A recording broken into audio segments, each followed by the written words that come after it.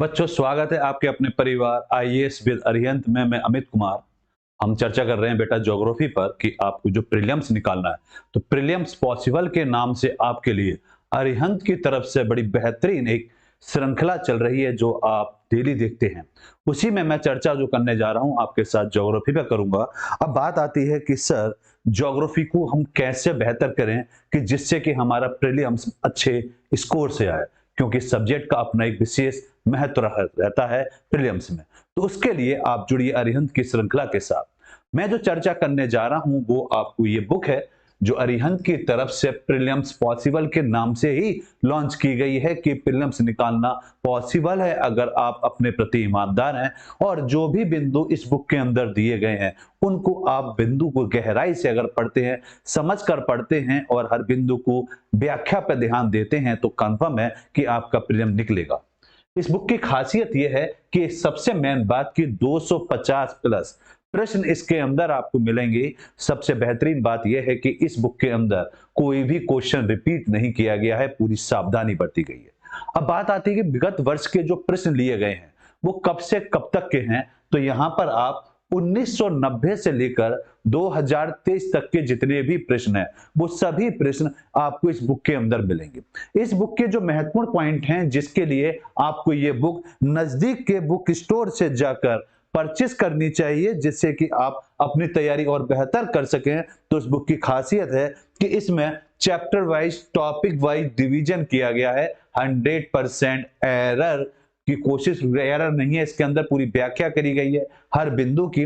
Typical प्रश्नों के लिए नॉलेज प्लस, ये बड़ा बेहतरीन पॉइंट आपको यहां दिया गया है कि जो नॉलेज प्लस जो दिया हुआ है ये बड़ी काम की बात है कि बुक के अंदर जो नॉलेज प्लस है कि कोई पॉइंट ऐसा होगा जो शायद आपको ढूंढने में दिक्कत हो, कोई क्वेश्चन ऐसा होगा जिसकी रिसर्च करने में आपको टाइम लगेगा, तो वहां पूरा ध्यान दिया गया है कि उससे रिलेटेड जितने भी बिंदु बन सकते हैं वो सभी के सभी बिंदु यहां पर लिए गए हैं। और 4500 प्लस विगत वर्ष के क्वेश्चन इसके अंदर आपको मिलेंगे।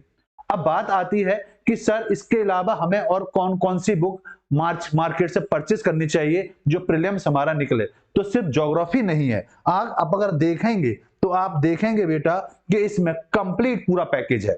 भारतीय इतिहास भी मिलेगा आपको, भूगोल, भारत एवं विश्व का भूगोल जो मैं आपके साथ कर रहा हूं चर्चा, भारतीय राज्य व्यवस्था, भारतीय अर्थव्यवस्था और सामान्य विज्ञान की सभी बुकें आपको नजदीक के बुक स्टोर या आप ऑनलाइन भी ऑर्डर कर सकते हैं। तो चलिए क्लास की करते हैं शुरुआत। जहां हमने क्लास को रोका था उसके आगे क्लास को लेकर चलते हैं। निम्नलिखित में से किस गैस की प्रतिशत मात्रा आयतन में, किसकी बात हो रही है बेटा, आयतन में वायुमंडल में सबसे कम होती है। तो कल की क्लास में हमने डिस्कशन करा था कि वायुमंडल में गैसों का परसेंटेज कितना रहेगा। तो यहां पर अगर बात करें तो परसेंटेज में कल हमने चर्चा करी कि नाइट्रोजन की, कि नाइट्रोजन का तो परसेंटेज सबसे ज्यादा होता है। नाइट्रोजन और ऑक्सीजन की अगर हम बात करें तो लगभग 99% गैस जो है इन दोनों को कवर करती है वायुमंडल के आधार। बाकी जो गैसें बचती हैं वो अन्य गैसों की कैटेगरी में आती है। तो यहां पर अगर हम देखें organ, nitrogen, oxygen, carbon dioxide, तो सबसे कम मात्रा जो पाई जाती है वो किसकी पाई जाती है जल्दी से बताएंगे बच्चे। वीडियो को लाइक शेयर भी करते चलेंगे और जो बच्चे लाइव हैं जल्दी से बताएंगे आंसर कि इसका सही आंसर क्या होगा। बिल्कुल आपका रावत जी का आंसर आया ए बताया, नहीं बेटा ऑर्गन। ऑर्गन का परसेंटेज अगर हम देखेंगे तो ऑर्गन का परसेंटेज जो होता है वो लगभग 0.93% होता है। ऑर्गन का परसेंट 0.93% होता है। देखिए कल की क्लास में जो आपको परसेंटेज पढ़ाए गए तो उनको याद जरूर करेंगे। जबकि कार्बन डाइऑक्साइड को अगर हम देखेंगे तो कार्बन डाइऑक्साइड जो है इसका परसेंटेज सबसे कम होता है जो 0.03% पाया जाता है। तो इस आधार पर यहां जो पूछा जा रहा है यहां ध्यान से समझेंगे बेटा, आयतन के आधार पर पूछा गया है कि आयतन के अकॉर्डिंग किसका परसेंटेज कम होता है। तो वायुमंडल में सबसे कम किसका होता है, ऑक्सीजन का होता है। आइए इसको व्याख्या से और बेहतर समझेंगे। देखिए वायुमंडल में बात करी जाए तो कार्बन डाइऑक्साइड का प्रतिशत आयतन में कैसा पाया जाता है, सबसे कम पाया जाता है। भाई वायुमंडल में कार्बन डाइऑक्साइड की मात्रा जो है वो 0.03% पाई जाती है बेटा, जिसकी बात कल की क्लास में हमने की थी।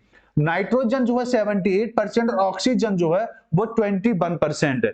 अगर इन दो गैसों को ही ले लिया जाए, ऑक्सीजन और नाइट्रोजन को, तो ये करीब 99% के अकॉर्डिंग पाई जाती है। तो वायुमंडल में लगभग 99% गैस की बात करें तो नाइट्रोजन और ऑक्सीजन पाई जाती है, बाकी जो गैस है वो लगभग पूरी तरह से 1% के दायरे में आती है। जैसे ऑर्गन की बात करें तो ऑर्गन जो है बेटा 0.93% की परसेंटेज के रूप में पाया जाता है। इसी तरह यह एक अक्रिय गैस है जिसकी मात्रा वायुमंडल में घटती बढ़ती रहती है। तो ये तो कंफर्म है कि परसेंटेज इतना पाया जाएगा, लेकिन वायुमंडल में जैसे ही हम ऊपर नीचे चलेंगे तो ये परसेंटेज फिक्स नहीं रहता, ये घटता बढ़ता रहता है, ये डिस्टेंस के ऊपर डिपेंड करता है।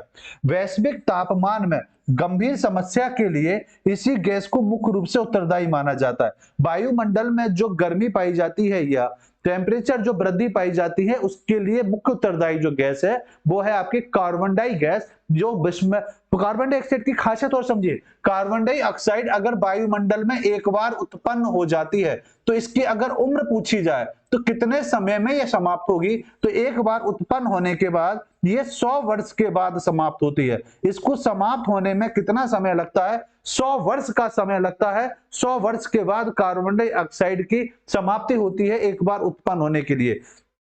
इसे ग्रीन हाउस प्रभाव गैस भी कहा जाता है। पृथ्वी को छोड़कर अन्य ग्रहों पर इसकी गैस की मात्रा 60 से 70% या इससे भी अधिक पाई जाती है। जैसे कि शुक्र ग्रह की बात करें तो शुक्र ग्रह पर 95+% के तौर पर देखा जाए तो वहां पर कार्बन डाई गैस पाई जाती है। चलिए अगले प्रश्न को देखते हैं और देखते हैं सबसे पहले इसका आंसर कौन देता है। जो बच्चे हैं लाइव उनमें से सबसे पहले आंसर किस बच्चे का आएगा? निम्नलिखित में से कौन सी एक वायुमंडल में स्थायी गैस है? यह प्रश्न आपका यूपी पीसीएस प्री 2017 में आपसे पूछा गया है। तो जल्दी से बताइए, यहां ध्यान से समझेंगे। वायुमंडल में स्थायी तौर पर कौन सी गैस पाई जाती है? जैसे अभी पिछले प्रश्न में हमने चर्चा करी कि गैस का स्तर घटता बढ़ता रहता है और वहां पर बात कार्बन डाइऑक्साइड गैस की बात की गई। अब यहां पर यह पूछा जा रहा है कि कौन सी गैस है जो स्थायी तौर पर पाई जाती है। कार्बन डाइऑक्साइड होगा, ओजोन होगा, नाइट्रोजन होगा, नियोन होगा। तो पिछले क्वेश्चन से ये तो कंफर्म हो गया कि सर कार्बन डाइऑक्साइड तो होगा नहीं, क्योंकि पिछले प्रश्न में इसकी विस्तार से हमने चर्चा की और वहां पर देखा कि इसकी जो परसेंटेज है वो घटती बढ़ती रहती है वायुमंडलीय स्तर के लेवल पर।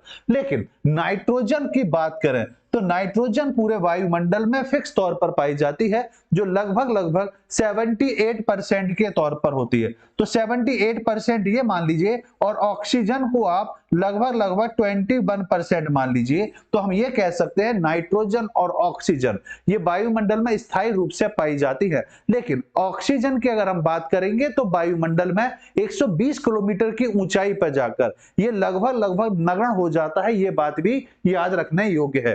अगले प्रश्न पर आते हैं। अच्छा, इसकी व्याख्या भी देखते हैं। तो व्याख्या से क्लियर है बेटा कि आंसर क्या होगा। इसका आंसर है आपका सी, बिल्कुल करेक्ट आंसर है। भाई आंसर किसने दिया? रावत जी, वेरी गुड बेटा। अब देखिए वायुमंडल में विद्यमान नाइट्रोजन क्या है? एक स्थायी गैस है। वायुमंडल में स्थायी गैस उन गैसों को कहा जाता है जिनकी प्रतिशत मात्रा में कोई परिवर्तन नहीं होता। ये बात क्लियर है क्योंकि इनकी परसेंटेज जो है वो 78% फिक्स रहती है। भाई नाइट्रोजन के अलावा अगर देखें तो ऑक्सीजन और आर्गन भी इसी श्रेणी में आने वाली गैस है जिनकी प्रतिशत के परिवर्तन में कोई भी बदलाव नहीं होता। लेकिन एक बात याद रखेंगे बेटा, नाइट्रोजन, ऑक्सीजन, आर्गन इनके परसेंटेज में कोई बदलाव नहीं होता। लेकिन वायुमंडल की अगर हम बात करेंगे तो एक बात जरूर नोट करेंगे कि सर 120 किलोमीटर जब हम ऊपर चले जाएंगे तो वहां पर ऑक्सीजन का परसेंटेज हो जाता है वो लगभग शून्य होने लगता है और बदलती रहती है और उन्हें अस्थायी गैस भी कहा जाता है क्योंकि ये अस्थायी तौर पर पाई जाती है। भाई स्थायी गैस को पर्यावरण के अनुकूल माना जाता है और वैश्विक तापन में इन गैसों की कोई भूमिका नहीं होती। भाई वैश्विक तापन मतलब पूरे विश्व में जो टेम्परेचर में वृद्धि होती है उसके लिए नाइट्रोजन, ऑक्सीजन और आर्गन की कोई महत्वपूर्ण भूमिका नहीं है क्योंकि ये टेम्परेचर समान रूप से बनाए रखती हैं। भाई इसके लिए सबसे ज्यादा उत्तरदायी गैस है वो है कार्बन डाइऑक्साइड गैस, वो सबसे ज्यादा इंपॉर्टेंट तौर पर मानी जाती है। भाई वायुमंडल में स्थायी गैसों की मात्रा अधिक है और यही कारण है कि पृथ्वी पर जीवन विद्यमान है। नमस्ते बेटा, नमस्ते दीप सिंह बेटा, नमस्कार। चलिए अगले प्रश्न का देखते हैं भाई कि सबसे पहले आंसर किस बच्चे का आएगा। वायुमंडल में प्रकाश के प्रसार का कारण क्या है। भाई सुबह सुबह सूरज निकलता है, हम घर से बाहर निकले तो हमें कोई भी चीज रंगीन दिखाई देती है, जो जिसका कलर है वो कलर के तौर पर दिखाई देती है। तो प्रकाश का चैप्टर जब आप फिजिक्स में पढ़ेंगे तो वहां इसके विस्तार से चर्चा की जाएगी कि क्या रीजन है। लेकिन यहां पर बात आपसे पूछा जा रहा है कि वायुमंडल में प्रकाश के प्रसार के कारण क्या है। नमस्ते बेटा, नमस्कार। नमस्कार बेटा, सभी को नमस्कार। जल्दी से बताएंगे बेटा इसका आंसर क्या है कि वायुमंडल में प्रकाश के प्रसार का कारण क्या है। चलो चलते हैं गांव में। गांव में अगर आप गए होंगे तो गांव में आपने देखा होगा कि खिड़कियों में से प्रकाश आता है। हमारे शहरों में इसका प्रभाव थोड़ा कम रहता है क्योंकि मकान बड़े नजदीक बने हुए होते हैं। तो वहां पर आप देखेंगे कि प्रकाश के साथ साथ धूल के कण भी आते रहते हैं। ऐसा देखा है किसने? जिसने देखा है जरा एक बार यस है कि सर हमने खिड़कियों में से प्रकाश को निकलते हुए देखा है और उसमें साथ साथ धूल के कण दिखाई देते हैं। ऐसे कितने लोग हैं जिन्होंने ऐसा देखा है? तो बिल्कुल क्लियर बात कि ये तो आपका आंसर बिल्कुल सही है कि धूल के कण जो होते हैं, धूल के कण की वजह से ही प्रकाश का प्रसार क्या होता है, ज्यादा होता है। भाई सूर्य का प्रकाश वायुमंडल से होकर गुजरता है और जो मार्ग में आने वाली जो गैसें हैं, अणुए हैं या धूल अन्य पदार्थ हैं, सूक्ष्म कणों के द्वारा ये क्या होता है, प्रकणित होता है और चारों तरफ फैल जाता है। तो इसका सही आंसर होगा धूल कण, जो आपका यूपी पीसीएस प्री 2021 का बेटा ये क्या है आपका प्रश्न है। चलिए इसको देखिए व्याख्या से समझने की और कोशिश करते हैं। तो ये बिल्कुल क्लियर आंसर आया कि आंसर तो होगा सर इसका बी। बहुत सही, ये देखा है बिल्कुल, दीप सिंह ने देखा है, बहुत बढ़िया बेटा, बिल्कुल बहुत बढ़िया। बिल्कुल ऐसे पढ़ेंगे जैसे कि ऑफलाइन क्लास है आपके लिए। बड़ी बेहतरीन एक श्रृंखला चलाई गई है, अरिहंत की तरफ से बहुत बेहतरीन कोशिश की जा रही है कि बच्चों तक अच्छी सुविधा पहुंच सके घर बैठे। तो चलिए अगले प्रश्न की व्याख्या पर आते हैं कि वायुमंडल में प्रकाश के प्रसार का मुख्य कारण क्या है। धूल के कण होते हैं। भाई सूर्य का प्रकाश जब वायुमंडल से होकर गुजरता है तो मार्ग में आने वाले सभी गैसों के अणुओं, धूल एवं अन्य पदार्थों के सूक्ष्म कणों द्वारा क्या होता है, ये प्रकीर्णित होता है। और इस प्रकीर्णन के कारण आकाश का रंग कैसा दिखाई देता है, नीला सूर्य उदय और सूर्यास्त आदि में दिखाई देता है। जी बिल्कुल बिल्कुल ये कहलाता है, बिल्कुल रावत जी, बिल्कुल आपकी बात बिल्कुल सही है। भाई वायुमंडल में धूल कणों की मात्रा सभी स्थानों पर समान नहीं होती। क्यों नहीं होती, ये हम पिछली क्लास में पढ़ चुके हैं कि पृथ्वी की आकृति की अगर हम बात करेंगे तो पृथ्वी का आकार जियोड आकार है। वायुमंडल तो है लेकिन जियोड आकार की वजह से प्रकाश सभी जगह समान रूप से नहीं पहुंचता। ठीक, अधिक वर्षा वाले क्षेत्रों में इसकी मात्रा काफी कम होती है, जबकि सूक्ष्म पदार्थ प्रदेशों में इसकी मात्रा क्या होती है, अधिक पाई जाती है। अत्यधिक ऊंचाई पर धूल कणों की मात्रा में कमी पाई जाती है और जल कणों के निर्माण में इसकी प्रमुख भूमिका के तौर पर इसको जाना जाता है। तो इसका सही आंसर हुआ आपका बी। चलिए अगले प्रश्न का देखते हैं भाई कि सबसे पहले आंसर कौन सा बच्चा इसका सबसे पहले आंसर देगा। वायुमंडल कई प्रकार की गैसों के मिश्रण से बना है।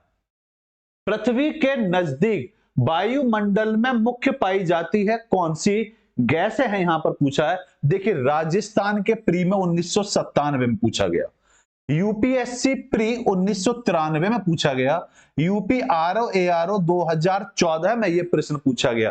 तो जल्दी से बताइए, ध्यान से पढ़िए, वायुमंडल में कई प्रकार के गैसों का मिश्रण पाया जाता है और पृथ्वी के नजदीक वायुमंडल में मुख्यतः कौन सी पाई जाती है। ऑप्शन है आपके nitrogen, oxygen, nitrogen carbon dioxide, oxygen carbon dioxide, ethane या ऑक्सीजन। जी जल्दी से आंसर देंगे। भाई दीप सिंह ने आंसर सबसे पहले दिया, सभी लोग आंसर देंगे कि इस क्वेश्चन का सही आंसर क्या है।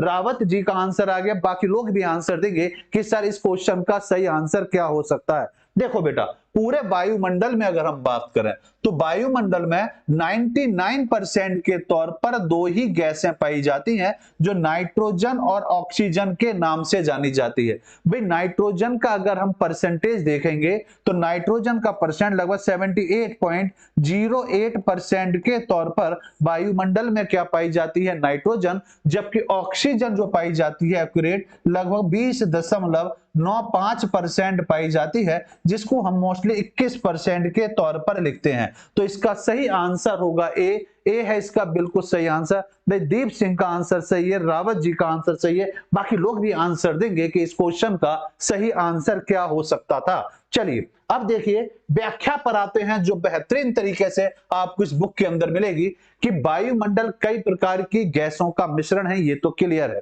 ठीक, अब इसमें कौन कौन सी गैसें पाई जाती हैं इसकी चर्चा कल की क्लास में बड़ी विस्तार से की गई है। तो जिन बच्चों ने कल की क्लास नहीं देखी है कल की क्लास जरूर देखेंगे। और पृथ्वी के नजदीक वायुमंडल में मुख्यतः देखा जाए तो नाइट्रोजन और ऑक्सीजन पाई जाती है। वायुमंडल में करीब 95% के तौर पर 99% के आसपास नाइट्रोजन और ऑक्सीजन इस परसेंटेज के तौर पर पाई जाती है। शेष 1% में नियॉन पाई जाती है, ऑर्गन पाई जाती है, हीलियम, हाइड्रोजन पाई जाती है, क्रिप्टॉन पाई जाती है, जेनॉन पाई जाती है, ओजोन पाई जाती है आदि इसके अंदर क्या होती हैं, सम्मिलित होती हैं। चलिए अगले प्रश्न पर आते हैं। अगला हमारा टॉपिक है वायुमंडल की संरचना, कि वायुमंडल की संरचना को समझेंगे। ये बड़ा इंपॉर्टेंट टॉपिक है और यहां से तो ये मान के चलिए हर साल एक प्रश्न आपको एग्जाम में मिलता ही मिलता है। देखिए वायुमंडल को अगर हम देखें तो वायुमंडल को मूलतः देखा जाए तो कितने भागों में बांटा जाता है, सबसे पहले बात यहां पर आती है। तो देखिए वायुमंडल को अगर आप देखेंगे तो वायुमंडल में आप नोट करेंगे सबसे पहले आता है क्षोभ मंडल। अब यह क्षोभ मंडल क्या होता है, भाई पृथ्वी पर जितनी भी प्राकृतिक आपदाएं आती हैं वो सभी की सभी प्राकृतिक आपदाएं जो होती हैं वो किस मंडल में आती हैं, पहला प्रश्न आपका यहीं से बनेगा। तो जो सबसे ज्यादा प्राकृतिक आपदाएं आती हैं वो किस में आती हैं, क्षोभ मंडल में। भाई कंफर्म है जमीनी भाग पर ही पाई जाएंगी। तो जमीनी स्तर से जितनी भी चीजें जुड़ी हुई हैं उन सभी को हम किसके अंतर्गत रखेंगे, वायुमंडल में क्षोभ मंडल के अंतर्गत रखेंगे। अब बात आएगा किस किस बिंदु को जोड़ा जाए, भाई जितनी भी नदियां हैं, पर्वत हैं, पठार हैं, इन सभी को अगर हम देखेंगे तो क्षोभ मंडल के तौर पर इसको आकलन करेंगे। अब यहां पर आती है कि सर ये पृथ्वी पर कितनी ऊंचाई पर होती है, तो ये बड़े इंपॉर्टेंट बात है, इसको जरा समझेंगे कि पृथ्वी पर ऊंचाई के आधार पर कितनी ऊंचाई तक क्षोभ मंडल का दायरा रहता है। तो इसकी अगर हम बात करेंगे तो ये होता है लगभग 8 से 18 किलोमीटर का दायरा होता है। अब ये कैसे पता चला कि सर कहीं पर 8 और कहां 18 होगा, ये कैसे पता चलेगा, तो इसको ऐसे समझे। भाई पृथ्वी जो है, पृथ्वी के चारों तरफ एक लेयर पाई जाती है जिसको आप ओजोन लेयर कहते हैं। इस ओजोन लेयर से अगर आप भूमध्य रेखा से आकलन करेंगे तो भूमध्य रेखा या इक्वेटर से अगर इसका आकलन करेंगे तो वो डिस्टेंस कहलाएगी 18 या 16 किलोमीटर होती है, लेकिन सही तरीके से 18 इसको आंक लेंगे।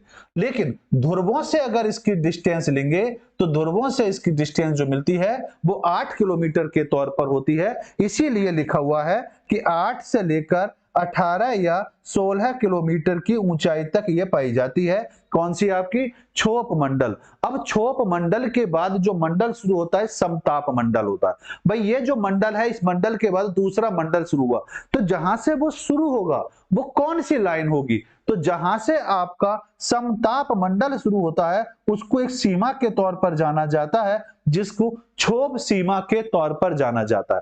दूसरी बात आती है कि सर जो आपका 8 किलोमीटर है यहां का टेम्परेचर लगभग कितना रहता है, क्योंकि अभी मैंने बताया कि ध्रुवों से इसकी डिस्टेंस जो होती है वो 8 किलोमीटर होती है। जब ध्रुवों की बात होगी तो पृथ्वी पर सबसे ठंडा बिंदु कौन सा है, भाई ध्रुव ही होंगे, चाहे नॉर्थ पोल हो या साउथ पोल हो। तो ये पोल जो है इन पोल की अगर हाई टेम्परेचर की बात करेंगे तो -45% एवरेज टेम्परेचर पाया जाता है। जबकि ऊंचाई पर बात करते हैं कहां पर, आपके भूमध्य रेखा से, तो भूमध्य रेखा से जिस डिस्टेंस पे जाकर ये पाया जाता है वहां पर जो टेम्परेचर होता है वो लगभग -80 डिग्री सेल्सियस के आसपास होता है। अब दूसरी बात समझिए, जो आपका समताप क्षोभ मंडल है भाई ये क्षोभ मंडल जो है, और क्षोभ मंडल के ऊपर अगर हम देखेंगे तो ऊपर आता है समताप मंडल। अब यहां से क्वेश्चन आपके क्वेश्चन में आता है कि ओजोन लेयर कहां पाई जाती है, ओजोन लेयर किस क्षेत्र में पाई जाती है। तो ओजोन लेयर की ध्यान से समझें, ओजोन लेयर जो पाया जाता है शुरुआत तो यहीं से हो जाती है क्षोभ मंडल से, और ये कितने डिस्टेंस तक पाया जाता है इसे समझें। भाई यहां से ओजोन लेयर शुरू होती है लगभग लगभग 15 किलोमीटर की ऊंचाई से ओजोन लेयर पानी प्राप्त होनी शुरू हो जाती है, और यहां से लगभग मान के चलिए लगभग 32 किलोमीटर या 35 किलोमीटर की ऊंचाई तक जो मंडल पाया जाता है उसको एक ओजोन लेयर के तौर पर जाना जाता है।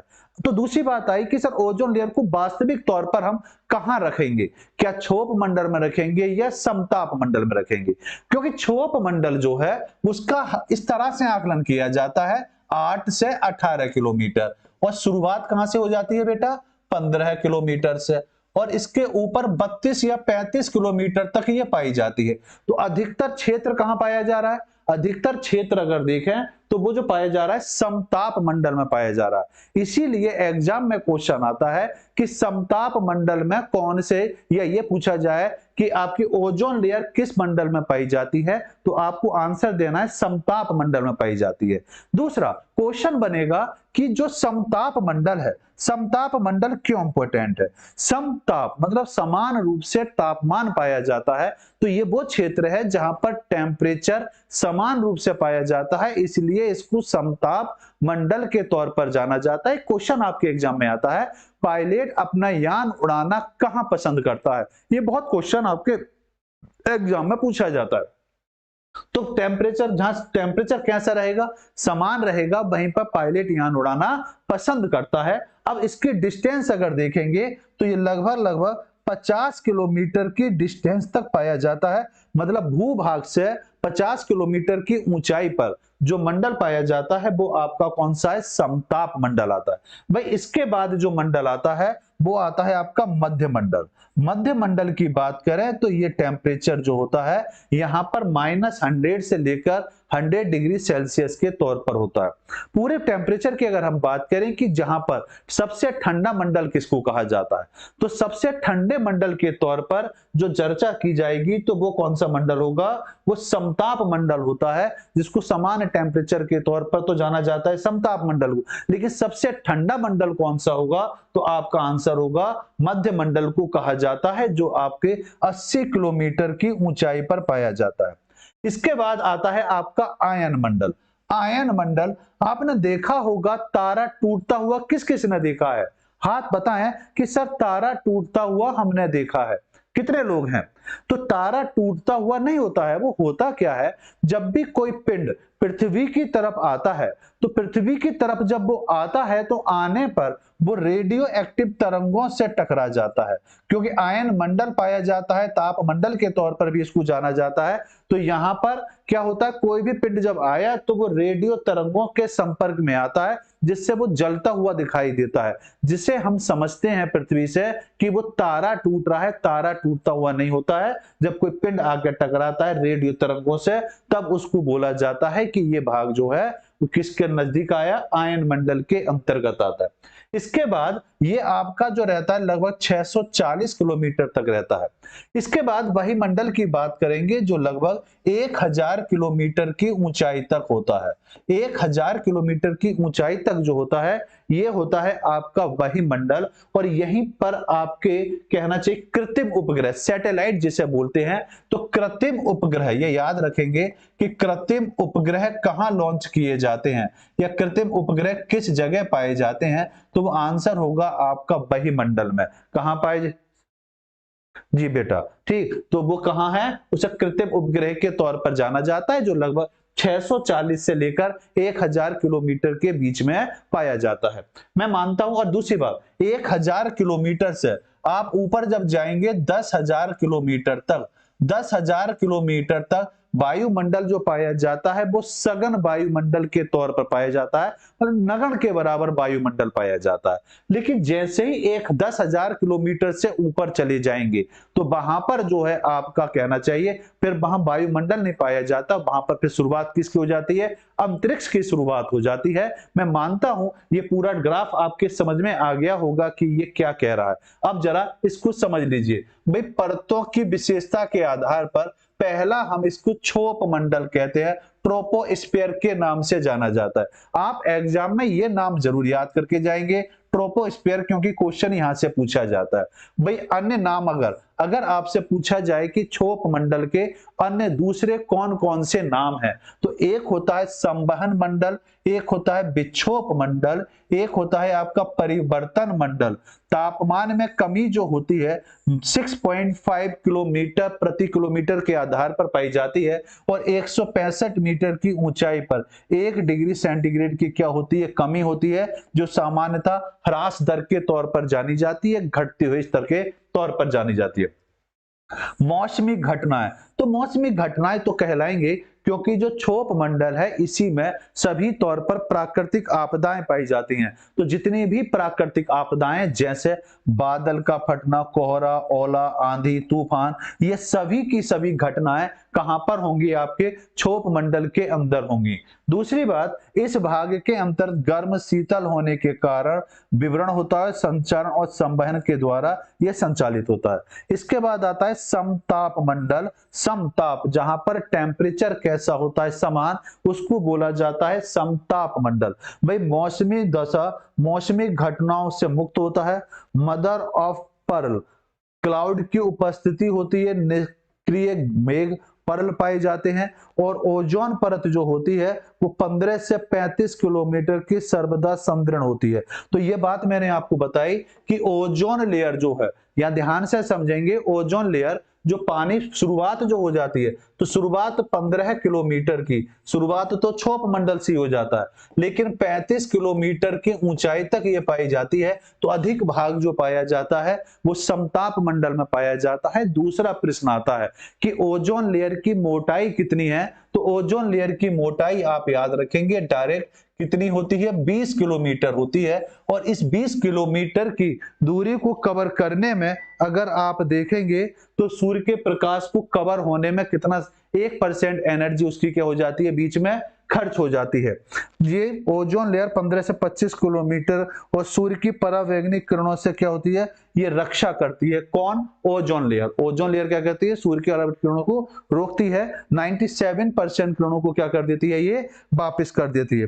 भाई अन्य तत्व वायुमंडल संचरण के लिए आदर्श विषुवत रेखाओं का क्या करती है, ये लोप करती है। आगे आते हैं, आगे बात को समझते हैं। भाई अगली बात जो आती है वो आती है आपकी मध्य मंडल। जो मध्य मंडल है इससे समझेंगे। मध्य मंडल क्या है, जो मंडल बीच में पाया जाता है, जो भी मैंने बताया था कि ये वाला जो भाग है ये क्या है, आपका मध्य मंडल है, जो सबसे ज्यादा ठंडा रहता है। तो सबसे ज्यादा ठंडा मंडल जो कहलाएगा वो कौन सा होगा, आपका मध्य मंडल के तौर पर जाना जाता। मौसमी दशा ऊंचाई के साथ तापमान में कमी, नॉक्टिलुसेंट बादल या ध्रुवीय क्षेत्र में पाई जाती है। न्यूनतम तापमान मेसोपासीमा -100 डिग्री सेल्सियस 80 किलोमीटर की ऊंचाई तक इसका भाग पाया जाता है। दूसरा आता है आयन मंडल। आयन मंडल इसलिए क्योंकि रेडियो तरंगे यहाँ पाई जाती हैं, आयन किरणें यहाँ पाई जाती हैं, जो 80 से 640 किलोमीटर की ऊंचाई पर होता है। ऊंचाई के साथ तापमान में क्या होती है, वृद्धि होती है। रेडियो तरंगे रेडियो की निम्न आवर्ती तरंगों का क्या करता है, ये परावर्तन करता है और भूपृष्ठ पर दूर संचार में सहायक और आयन कण क्या होते हैं, इसमें विद्यमान होते हैं। अन्य परतों की बात करें तो डी परत है, ई परत, एफ परत, जी परत और डी परत से रेडियो की निम्न आवर्ती तरंगों का क्या होता है, परावर्तन होता है। कि डी तरंगे जो होती हैं, ये बोलते विटामिन डी जिसे बोलते हैं, तो बी आपकी 4 प्रकार की होती हैं। और ई परत की ध्रुवीय उत्तरी ध्रुवीय प्रकाश जो होता है वो दक्षिण ध्रुवीय प्रकाश में क्या होता है, दर्शन के तौर पर दिखाई देता है। दूसरी बात समझेंगे कि यहां पर इसके बाद है आपका वायुमंडल। अन्य नाम है इसका आयतन मंडल बोला जाता है, सबसे ऊपरी परत के तौर पर जाता है। भी गैसों में hydrogen, oxygen, nitrogen, helium gas आदि क्या होती हैं, इसमें आपकी विद्यमान होती हैं। ये यहां तक की बात हुई। चलिए आगे बात को समझते हैं। अब आपके सामने आया पहला प्रश्न, चीज को बड़ी बेहतर तरीके से आपके सामने प्रेजेंट किया गया। अब देखते हैं कि सबसे पहले आंसर कौन देता है कि वायुमंडल की लंबतम संरचना में सबसे निचली परत कौन सी होती है। यूपी आरओ 2016 का प्रश्न है। वायुमंडल की सबसे निचली परत को क्या कहा जाता है? स्ट्रोस्फीयर कहा जाता है, मेसोस्फीयर कहा जाता है, ट्रोपोस्फीयर कहा जाता है या थर्मोस्फीयर के तौर पर जाना जाता है। तो जल्दी से बताएंगे इसको क्या कहा जाता है, जल्दी से बताएंगे बेटा। 165 मीटर पर कौन? बिल्कुल बिल्कुल दीप सिंह, बहुत बढ़िया जी। आपने आंसर है, रावत जी का आंसर आया सी, दीप सिंह का आंसर आया सी। बहुत बढ़िया, बिल्कुल सही पहचाना कि सर उसको क्या बोला जाता है, ट्रोपोस्फीयर कहा जाता है, या हम इसको क्षोभ मंडल भी कह सकते हैं। क्षोभ मंडल के तौर पर भी हम इसको जान सकते हैं। तो इसका सही और सटीक आंसर होगा आपका ट्रोपोस्फीयर। और ट्रोपोस्फीयर अभी मैंने बताया ये 8 से 18 किलोमीटर की ऊंचाई पर पाया जाता है वायुमंडल में, जो भी मैंने आपके साथ विस्तार से चर्चा की। और इसी मंडल में प्राकृतिक आपदाएं आती हैं, और प्राकृतिक आपदाओं को बताने की जरूरत नहीं कि प्राकृतिक आपदाएं क्या होती हैं। ठीक, चलिए आगे आते हैं और अगले प्रश्न पर आते हैं। चलिए पहले व्याख्या समझ लेते हैं। आंसर आपका बिल्कुल क्लियर है कि आपने आंसर दिया सी, सी इसका बिल्कुल राइट आंसर। भाई वायुमंडल की लंबतम संरचना में सबसे निचली सतह ट्रोपोस्फीयर होती है, जिसको हम क्षोभ मंडल के तौर पर जानते हैं। और इसकी मोटाई 8 से 18 किलोमीटर होती है, और इसमें जल वाष्प, बादल, धूल कण आदि क्या होते हैं, सम्मिलित होते हैं, जो प्रकाश के लिए भी उत्तरदायी होते हैं। अभी पढ़ा था धूल के कण। धूल के कण के माध्यम से ही प्रकाश क्या होता है, परावर्तित होता है, चारों तरफ हमारे समान रूप से दिखाई देता है। लेकिन प्रकाश सब जगह समान रूप से नहीं पहुंचता, क्योंकि पृथ्वी क्या करती, कैसी है, जियोड आकृति है। हमारा वायुमंडल पृथ्वी की सतहों से 5 परतों से विभाजित है। ये जरूर याद रखेंगे, क्योंकि एग्जाम में यहां से क्वेश्चन इस तरह से पूछे, क्षोभ मंडल को ट्रोपोस्फीयर, समताप मंडल को स्ट्रोस्फीयर, मध्य मंडल को मेसोस्फीयर, और ताप मंडल को थर्मोस्फीयर, और ये आपका बटा वही मंडल एक्सोस्फीयर के तौर पर इनको जाना जाता है। बहुत बढ़िया। चलिए अगले प्रश्न पर आते हैं। और प्रश्न क्या है, अधिकांश मौसमी गतिविधियां किस वायुमंडल के परत में होती हैं? राजस्थान प्री का 1999 का यह प्रश्न है। तो जल्दी से बताएंगे कि कौन से मंडल में क्या पाई जाती हैं, मौसमी गतिविधियां किस मंडल में सबसे ज्यादा होती हैं, या कौन सा मंडल है जहां सिर्फ मौसमी गतिविधियां पाई जाती हैं। जल्दी से आंसर देंगे कि क्वेश्चन नंबर सर सेकंड का जो आंसर होना चाहिए वो ये रहना चाहिए। जी जल्दी से आंसर देंगे क्वेश्चन नंबर सेकंड। भाई दीप सिंह का आंसर आया, बहुत बढ़िया। सभी लोग आंसर दें बेटा, जितने लोग इस समय है लाइव, सभी लोग आंसर देंगे कि सर इस क्वेश्चन का आंसर ये होगा। बिल्कुल सही आंसर। इसको क्या बोला जाता है, क्षोभ मंडल बोला जाता है। क्या बोला जाता है इसे, क्षोभ मंडल के तौर पर हम इसको जानते हैं। तो सही आंसर होगा क्षोभ मंडल। बहुत बढ़िया। तो तूफान हो गया, बिजली का चमकना हो गया, आंधी तूफान वर्षा, जो सभी कुछ होगा वो किसके अंतर्गत होगा, वो आपका क्षोभ मंडल के अंतर्गत होगा। बिल्कुल। चलिए अब आते हैं नेक्स्ट प्रश्न पर। बहुत बढ़िया बेटा। तो ये तो बिल्कुल क्लियर हो गया कि सर अब यहां से आ गया प्रश्न, तो अब तो नहीं होना गलत कि अधिकांश मौसमी गतिविधियां जो होती हैं वो किस मंडल में पाई जाती हैं, क्षोभ मंडल की परत के अंतर्गत पाई जाती हैं। और बादलों का निर्माण होना, ओला कोहरा, तुषार, मेघ का गरजना, आंधी तूफान, विद्युत आदि घटनाएं इसके अंतर्गत सम्मिलित होती हैं। सभी मंडल में विभिन्न प्रकार के बादलों का निर्माण होता है। इसे वायुमंडलीय दृष्टिकोण से अस्थिर परत माना जाता है, और इसे विक्षोभ मंडल भी कहा जाता है। क्योंकि शुरुआत में चर्चा करी थी कि इस मंडल के बहुत सारे नाम हैं, और नाम कौन से हैं वो अभी अभी आपके साथ चर्चा की। चलिए अगले प्रश्न पर आते हैं। प्रश्न कह रहा है क्षोभ मंडल में सामान्य तापमान दर कितनी होती है? हिमाचल पीसीएस प्री 2017 का प्रश्न है। तो कितना टेम्परेचर होता है जरा बताएं, क्योंकि शुरुआत से चर्चा जब मैं कर ही रहा हूं तो मैंने अभी थोड़ी देर पहले आपसे बताया था कि कितना टेम्परेचर होता है। देखते हैं सबसे पहले आंसर किस बच्चे का आएगा कि सर इतना टेम्परेचर होता है। जी जल्दी से आंसर देंगे। जी आरती जल्दी बताइए बेटा, दीप सिंह बताइए, रावत जी बताइए, जल्दी से बताइए इसका आंसर क्या होगा।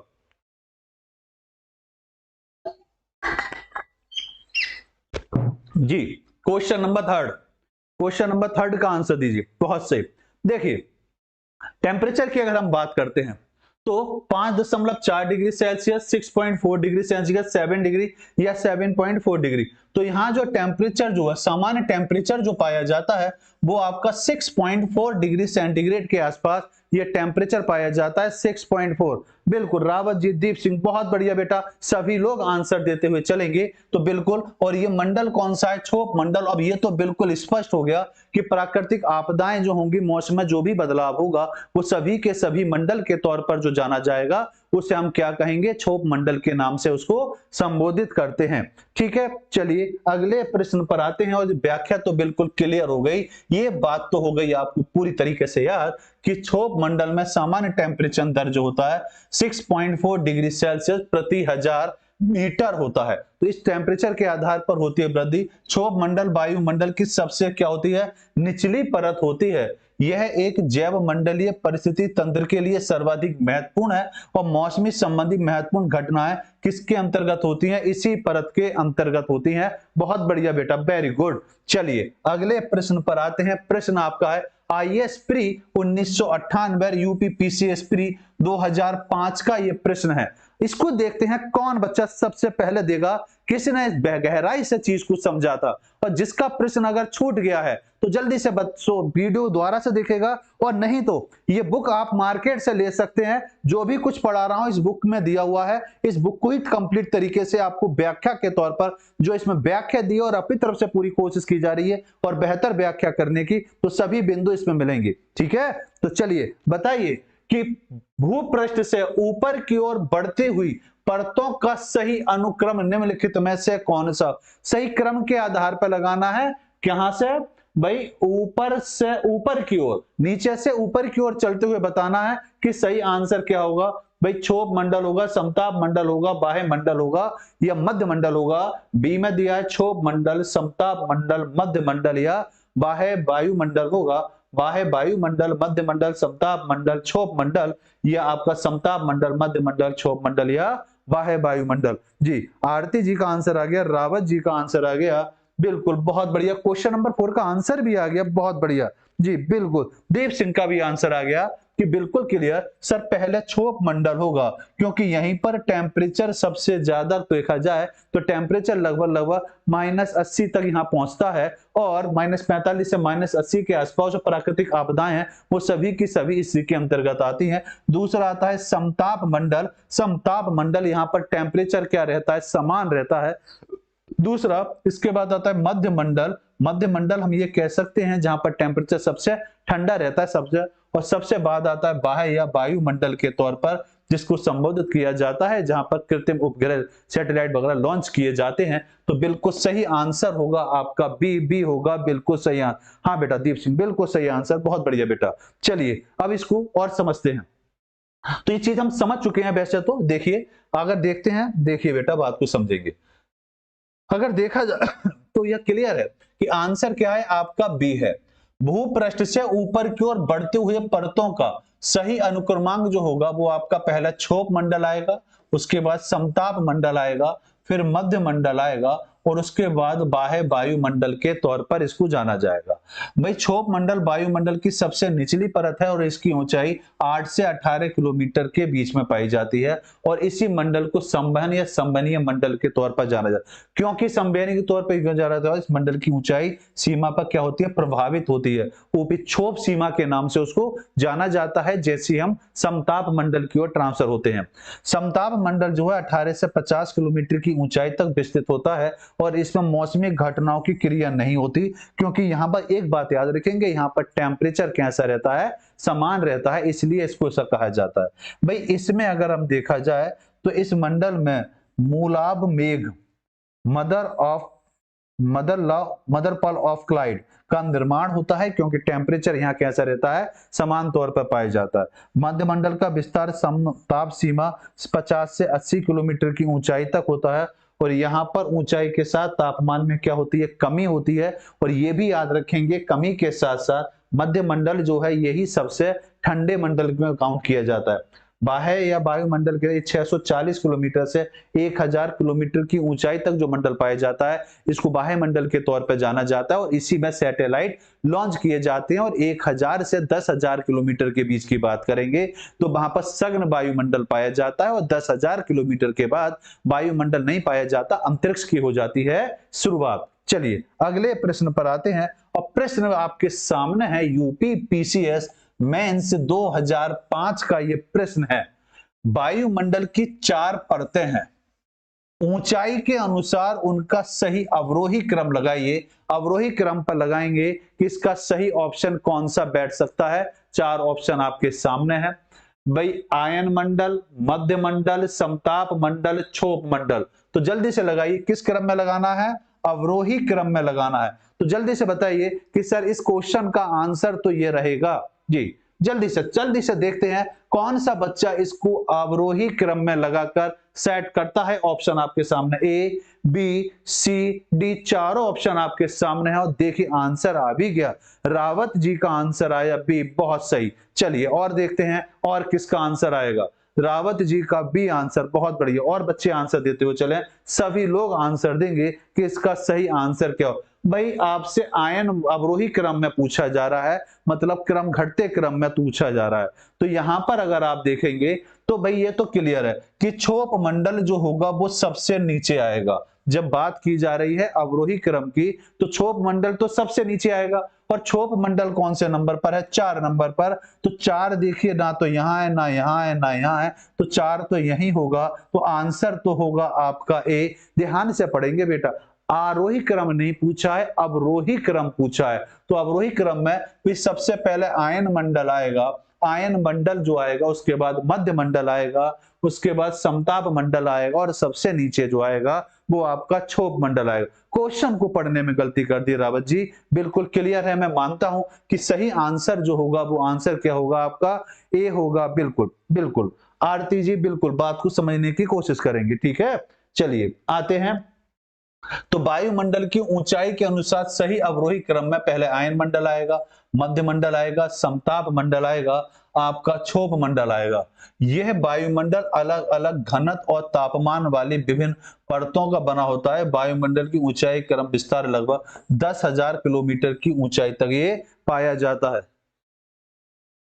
कोई बात नहीं बेटा, देखो यही चीजें तो सीखनी, इसीलिए तो प्रैक्टिस की, तभी तो कहा जाता है कि प्रैक्टिस करनी चाहिए, ठीक है ना। पढ़ने में जरा सी मिस्टेक होने पर 1 नंबर गया तो 1 नंबर समझ रहे हैं कई लाख बच्चों से पीछे कर देगा, ठीक है। चलिए अगले प्रश्न पर आते हैं बेटा। प्रश्न है आपका यूपी पीसीएस प्री 2015 का ये प्रश्न है। प्रश्न कह रहा है निम्नलिखित वायुमंडलीय क्षेत्रों को पृथ्वी की सतह से दूरी के अनुसार बढ़ते क्रम में व्यवस्थित करें और नीचे दिए गए कूट के सही का उत्तर का चयन करें। भाई पृथ्वी की सतह से दूरी के अनुसार बढ़ते क्रम में, मतलब पहले जैसे हमने शुरुआत में पढ़ा कि पहले सबसे पहला मंडल कौन सा आएगा, जमीनी स्तर से, और उसको ऊपर की ओर बढ़ते हुए क्रम में लिखना है कि कौन सा ऑप्शन सही होगा। थर्मोस्फीयर दिया है, ट्रोपोस्फीयर दिया है, स्ट्रेटोस्फीयर दिया है और मेसोस्फीयर दिया गया है। तो कौन सा ऑप्शन सही है जल्दी से बताएं। अब गलत नहीं होना चाहिए बेटा, क्वेश्चन को ध्यान से पढ़ेंगे और गलत नहीं आना चाहिए कि इसका आंसर क्या होगा। जी देखते हैं सही आंसर। भाई दीप सिंह ने आंसर दे दिया 6 का, पहले का 6 का डी दे दिया। बाकी लोग भी आंसर दे बेटा कि इस क्वेश्चन का सही आंसर क्या हो सकता है।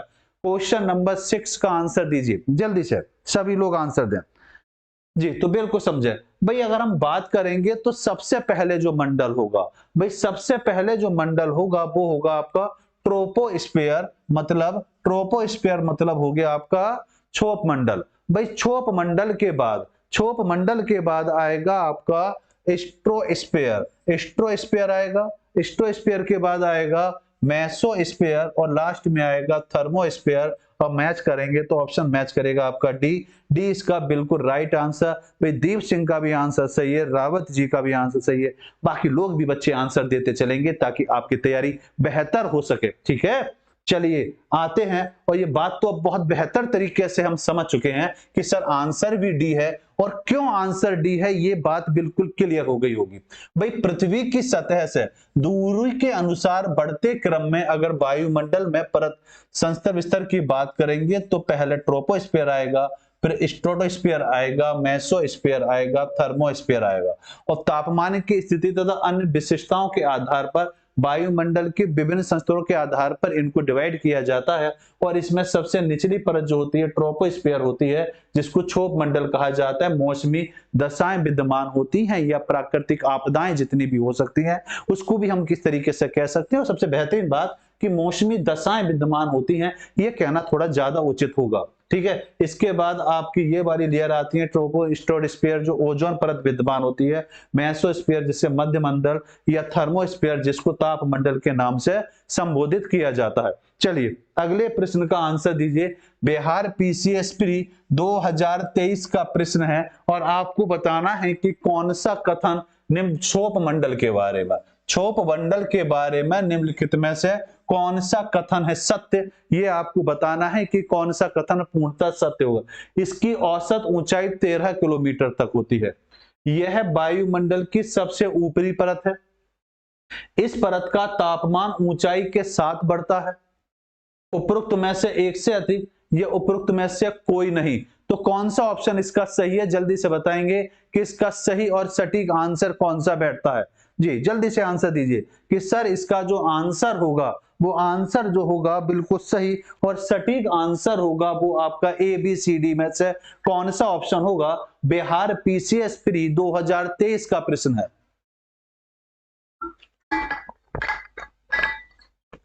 जी बेटा जल्दी से बताइए आंसर। सेविन का आंसर आया, दीप सिंह ने आंसर दिया ई दिया है। अच्छा ई आंसर डी। अगली बात देखिए, बात को जरा समझे भाई। औसत ऊंचाई की बात की गई है बेटा, है ना। तो देखिए औसत ऊंचाई जो पाई जाती है लगभग 8 से 18 किलोमीटर की ऊंचाई पर पाई जाती है। 18 और 8 लगभग हो गया भैया 26, और इसको अगर मैं 2 से भाग करता हूं तो कितना आएगा 13 किलोमीटर। यहां समझो, क्योंकि औसत ऊंचाई पूछी है तो औसत ऊंचाई 13 किलोमीटर होती है। ये आंसर बिल्कुल सही है, ए आंसर होगा इसका सही आंसर कितना होगा, ए आंसर होगा। ध्यान से समझने की कोशिश करें कि ऊंचाई कितनी पाई जाती है 8 से 18 किलोमीटर की। ये वायुमंडल की सबसे ऊपरी परत है। ऊपरी परत तो है नहीं, ये तो सबसे निचली परत है। दूसरा, इस परत के तापमान के ऊंचाई के साथ बढ़ता है। भाई 165 मीटर की ऊंचाई पे जाने पर 1 डिग्री सेल्सियस औसत दर क्या होता है, घटता है, ना कि बढ़ता है। तो ये बात भी क्लियर हो गई, बढ़ता नहीं है, क्या होता है, घटता है। लेकिन कितना, 165 मीटर की ऊंचाई पे जाकर। उपरोक्त में से एक से अधिक, तो एक से अधिक तो हो नहीं रहा ना, तो भाई ये सही है ना ये सही है, तो ये भी मैं, और उपरोक्त में से कोई नहीं, तो कोई नहीं की तो बात ही नहीं बनती। बिल्कुल, अब मैं मानता हूं बात क्लियर होगी कि इसका सही आंसर क्या होगा। आंसर है इसका ए। यस या नो, कॉन्सेप्ट क्लियर, हाँ क्लियर। चलो आइए व्याख्या भी देख लेते हैं। भाई व्याख्या स्पष्ट कह रही है कि सर आंसर तो ए ही रहेगा। और क्षोभ मंडल के बारे में एक कथन सही है कि क्षोभ मंडल की औसत ऊंचाई जो है वो कितनी है, 13 किलोमीटर है। और क्षोभ मंडल पृथ्वी के वायुमंडल का सबसे निचला भाग है। और क्षोभ मंडल में जलवाष्प, धूल कणों की अत्यधिक मात्रा विद्यमान रहने के कारण वायुमंडल में गर्म और शीतल होने के विकिरण संचालन संवहन की क्रियाएं क्या होती हैं, संपन्न होती हैं। जो हम स्पष्ट रूप से काफी देर से डिस्कशन कर रहे हैं कि क्षोभ मंडल में क्या क्या गतिविधियां होती हैं, वो सभी गतिविधियां यहाँ स्पष्ट हो रही हैं। देखो यहाँ साफ लिखा है 165 मीटर की ऊंचाई पर वायु का तापमान 1 डिग्री सेल्सियस औसत दर क्या हो जाता है, घट जाता है। इसे सामान्य ताप परत दर कहते हैं। और क्षोभ मंडल की ऊपरी सीमा जो होती है क्षोभ सीमा कहलाती है। क्षोभ सीमा का मतलब यह है कि आपका जो क्षोभ मंडल है, क्षोभ मंडल जब खत्म होता है और इसके ऊपर शुरू होता है समताप मंडल। भाई समताप मंडल और क्षोभ मंडल के बीच की जो लाइन होती है इसी को बोला जाता है क्षोभ सीमा। तो यहां तक बात बिल्कुल क्लियर। चलिए अगले प्रश्न पर आते हैं। उत्तराखंड पीसीएस प्री 2022 का ये प्रश्न है। प्रश्न कह रहा है निम्नलिखित में से कौन सी परत समताप मंडल में सम्मिलित नहीं है। समताप मंडल में सम्मिलित नहीं है, कौन सी है जो समताप मंडल के अंतर्गत नहीं आएगी। जी, आयन मंडल होगा, क्षोभ मंडल होगा, मध्य मंडल होगा, या समताप मंडल के तौर पर जाना जाएगा। क्वेश्चन नंबर 8 का दीजिए आंसर कि क्वेश्चन नंबर 8 का सही और सटीक आंसर कौन सा हो सकता है। जी जल्दी से बताएं बेटा, क्वेश्चन नंबर 8 का दीजिए आंसर। देखते हैं कि सबसे पहले आंसर किस बच्चे का आएगा। सर क्वेश्चन नंबर 8 का जो आंसर हुआ वो ये रहा जी, जल्दी से बताइए। सभी लोग आंसर देंगे और वीडियो को लाइक शेयर भी करते चलेंगे कि सर इसका आंसर ये रहेगा।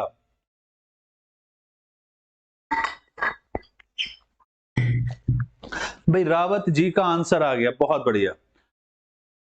रावत जी का भी आ गया, दीप सिंह का भी आ गया, बहुत सही, बिल्कुल सही आंसर आया कि सर उसको आयन मंडल के तौर पर जाना जाए। कौन सी परत है जो समताप मंडल से सम्मिलित नहीं है, तो वो कौन सी मंडल होगा? आयन मंडल होगा, जहां पर रेडियो तरंगे वगैरह पाई जाती हैं। तो बिल्कुल क्लियर सही आंसर है, क्योंकि बाकी मंडल की बात करें तो आयन मंडल जो लगभग भाई 80 से लेकर 640 किलोमीटर की ऊंचाई तक ये पाया जाता है। तो बिल्कुल सही आंसर है कि आयन मंडल होगा जो 80 से लेकर भाई 640 किलोमीटर की ऊंचाई तक पाया जाता है। और 640 से जब ऊपर चलते हैं लगभग 1000 किलोमीटर तक, तो ये जो मंडल पाया जाता है इसको बाह्य मंडल कहा जाता है। कहा जाता है बाह्य मंडल के तौर पर जाना जाता है।